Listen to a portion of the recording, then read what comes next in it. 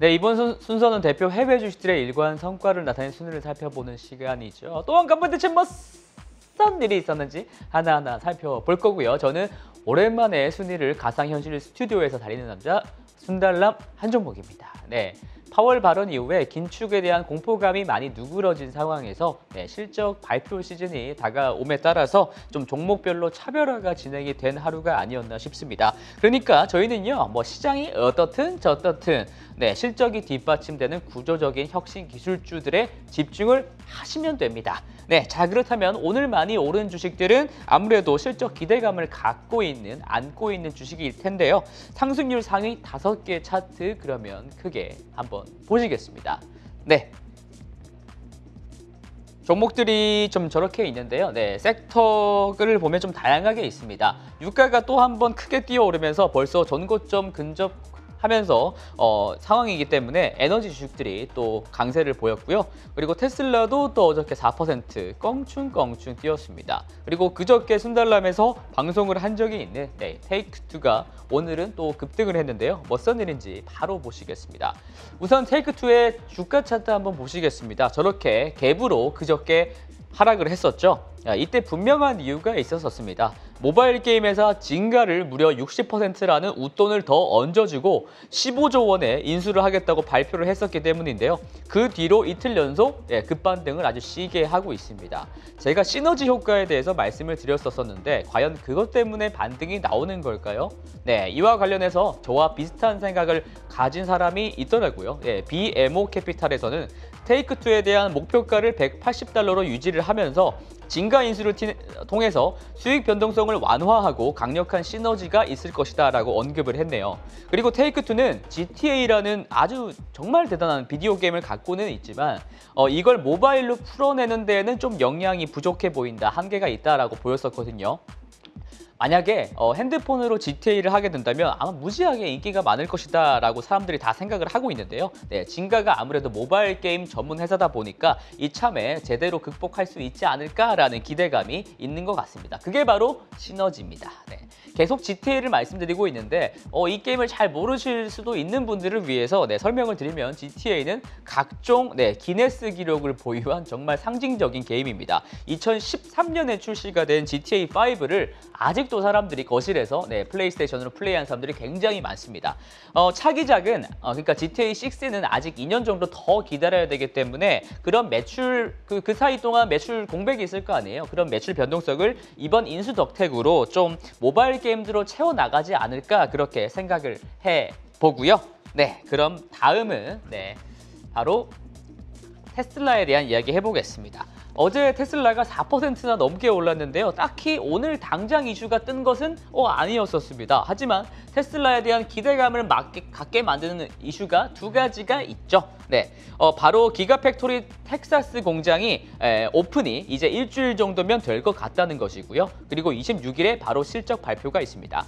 이번 실적은 지난 1월 2일에 판매량이 엄청난 서프라이즈를 기록을 했었기 때문에 좋을 것이다 라고 예상이 되고 있습니다만 제가 볼 때 더 중요한 것은 아마 마진율이 아닐까 생각을 합니다. 실적이 나오면 순달람이 바로 체크해서 보고를 여러분께 올리도록 하겠습니다.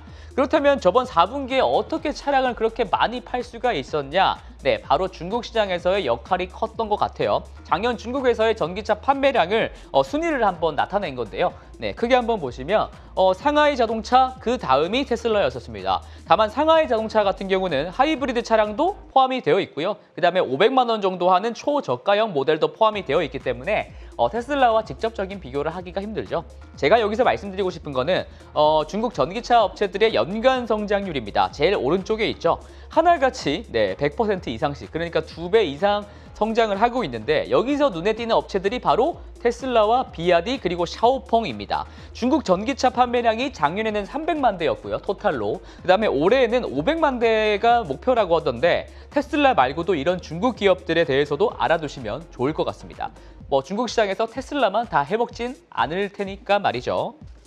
어쨌든 테슬라는 현재 중국 공장에서의 생산량을 연간으로 따졌을 때는 80만 대 이상의 차량을 판매할 수 있는, 생산할 수 있는 수준까지 올라왔습니다. 달에 7만 대를 판 거니까요. 작년 12월에 7만 대 팔았는데 재작년 12월에는 네, 2만 3천 대 팔았었거든요. 그러니까 1년 만에 3배 성장한 겁니다. 그런데 이게 더 무서운 이유가 뭐냐면 상하이 공장이 계속 확장 중이라는 거죠. 이와 관련해서 어제 테슬라가 새롭게 증설되는 구역에서 일할 사람을 원래는 6천 명 정도 생각했었는데 확장이 완료되면 거기다가 3천 명을 더 붙여서 9천 명까지 고용하겠다고 밝혔습니다. 기존 인원보다 거의 2배가 많아지는 것이기 때문에 간단한 산수를 생각을 해보면 연간 150만 대도 차량 생산이 가능하지 않을까 그렇게 생각을 하게 된다는 거죠. 특히 여기서는 중국 내수 시장을 본격적으로 공략을 하기 위해서 2천만 원대의 보급형 모델을 생산할 것으로 예측이 되니까 기대가 안 될 수가 없겠습니다. 그리고 마지막으로 제가 이 차트 하나 보여드리겠습니다. 이것은 폭스바겐과 벤츠 그리고 다임러, BMW 그들이 안방 시장으로 있는 바로 독일 시장에서의 전기차 판매량 순위입니다. 그런데요, 모델 3가 폭스바겐을 누리고 1위를 기록을 했습니다. 독일에서 말이죠. 오른쪽 위에 적어둔 걸 보시면 원래 유럽은 세단은 인기가 없고 SUV가 인기가 있습니다. 그리고 테슬라 모델 3는 전량 중국 공장에서 수입해 와서 팝니다. 그러니까 관세가 붙겠죠. 그런데 현재 공사가 다 끝나고 승인만 기다리고 있는 기가팩토리 베를린 공장이 있잖아요. 그 베를린 공장이 오픈을 해서 만약 SUV인 모델 Y를 본격적으로 독일 현지에서 생산하게 된다면 이후의 상상은 여러분들께 맡기면서요. 자, 다음은 이제 하락 종목 보시겠습니다. 하락 종목은 오히려 가치주에 해당하는 종목들이 더 많은 것 같습니다. 한때 뜨거웠던 종목이죠. 오랜만에 보이는 알츠하이머 치료제 바이오젠 한번 보시겠습니다. 차트 한번 띄워봤는데요. 저렇게 6월 달에 크게 급등을 했었습니다. 이때 알츠하이머 치료제인 아두카두맙이 출시가 됐고 FDA 승인까지 얻으면서 저렇게 미친 듯이 솟아올랐었는데요. 그 이후로 전문가들이 효과성에 대해서 논란을 제기하고 가격에 대한 불만들이 가득 섞이면서 주가는 계속해서 이렇게 줄줄줄 새고 있습니다. 더군다나 어저께는 미국 메디케어 센터에서 그 아두카두맙, 그 아두헬름에 대한 보험 커버리지를 대폭 축소하겠다고 발표해서 바이오젠과 좀 각을 세우고 대립하는 상황이죠. 현재 주가는 치료제를 출시하기 전보다도 오히려 더 떨어진 상황이기 때문에 과연 투자자들이 이 가격대를 보고 이 상황을 보고 어떻게 생각할지 앞으로 기추가 주목이 좀 되네요. 다음은 이제 순달람의 메인 코너입니다.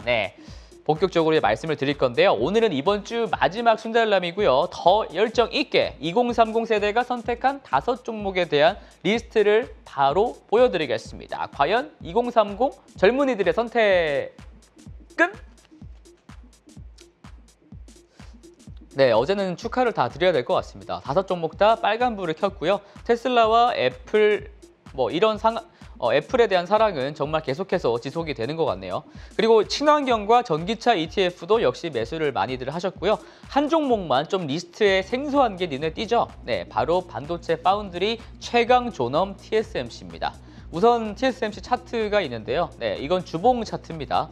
2021년 1년 내도록 지지부진한 흐름을 좀 겪었었습니다. 워낙 2020년에 크게 오르기도 했었어서 밸류에이션 부담도 무시를 못했었고요. 반도체 이제 사이클이 앞으로 이제는 고점을 지났다. 그러니까 지금 피크아웃 할 것이다라는 우려감도 있었고 반도체 재료나 부품들이 좀 부족 사태를 겪으면서 TSMC가 타격을 입기도 했었습니다. 하지만 2020년, 2022년 신년을 맞아서 신년부터 전고점을 향해서 불을 뿜고 있는 상황인데요.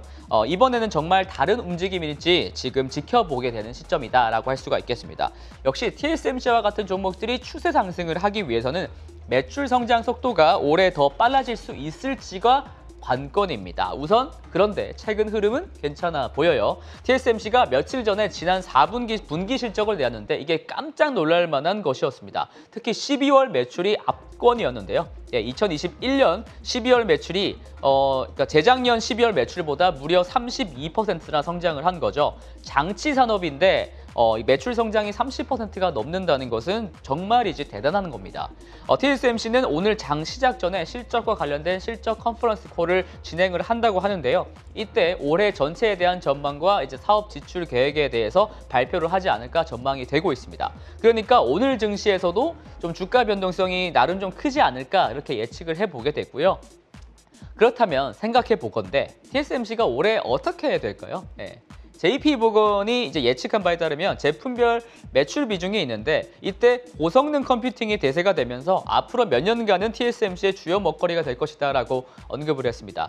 또한 미세 공정에서도 이 부분이 중요한데 미세 공정 부분에서도 삼성전자나 인텔에 앞서서 계속적으로 지배적인 점유율을 유지할 것이다라고 주장을 한 거죠. 그래서 제가 정말 저 말이 맞는지 자료를 한번 정리를 해봤었습니다.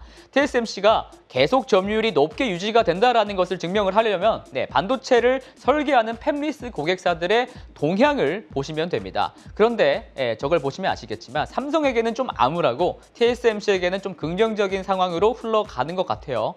제가 좀 중요한 지점들을 빨간색으로 색칠을 해놨는데 AMD, 퀄컴, 엔비디아가 바로 그 예시입니다. AMD가 삼성 파운드리 물량을 넘길 거야 라는 루머가 있긴 했었지만 넘긴다고 하더라도 역시 주요 핵심 제품은 여전히 TSMC를 이용할 거라는 거고요. 퀄컴과 엔비디아도 삼성전자 파운드리를 현재 이용하고 있지만 올해 TSMC로 위탁 생산 물량을 다시 옮길 것이다 라는 내용이 시장에서 계속 흘러나오고 있습니다. 물론 공식적으로 팹리스들이 이것을 확인해 준 내용은 아닙니다만 한국인 입장에서 불안한 것은 사실이죠.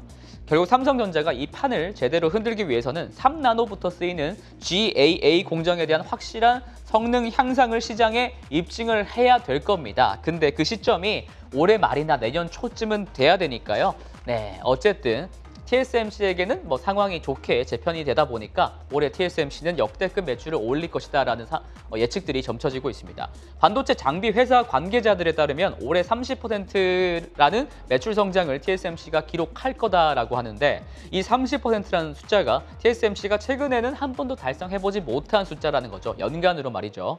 진짜 연간 성장이 30%라고 한다면 좀 상징성도 있고 시장의 반향이 꽤 클 것이라고 생각을 합니다. 그렇다면 TSMC 다 좋은데 리스크는 없느냐? 물론 있습니다. 올해 투자 지출을 엄청나게 늘려야 되기 때문에 순이익률 자체는 좀 제한적일 수 있다는 겁니다.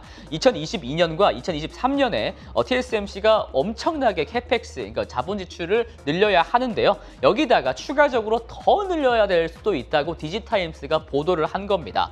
그래도 좀 다행인 점은 뭐냐면요. 공정이 미세화되면 미세화될수록 웨이퍼당 단가 자체가 20~30%씩 껑충껑충 뛰기 때문에 매출 총이익률은 좀 극적으로 올라갈 수가 있다는 거죠. 7나노 공정보다 5나노 공정이 26% 더 비싸고 5나노 공정보다 3나노 공정을 이용할 때 28% 더 비쌉니다.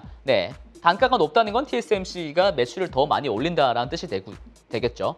특히 올해부터는 오른쪽 그래프를 보시면 되는데 올해부터는 5나노 공정의 매출 비중이 1위로 올라서게 되고 내년부터는 3나노 공정 매출까지 잡히게 되니까요. 캐펙스 확대로 인한 비용을 여기서 좀 상쇄를 잘 할 수 있지 않을까 생각을 해보게 됩니다.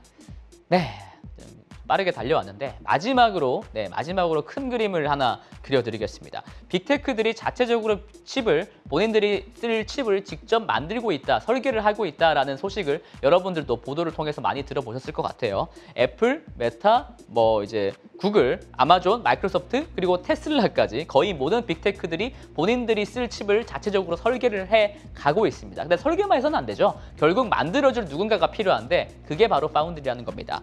그러니까 TSMC와 삼성전자가 핵 이득을 좀 볼 수 있는 상황이라는 건데 TSMC가 아까 말씀을 좀 드린 대로 좀 빠르게 치고 나가는 형국이라서 좀 아쉽지만 아무쪼록 삼성에게도 기회가 좀 찾아왔으면 하는 바람이 있고요.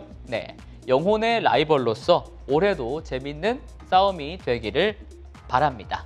그렇다면 순달람은 또 다음 주에 더 재밌는 기업들 간의 싸움 관련 내용으로 찾아뵙겠습니다. 이상 순달람이었습니다. 호잇!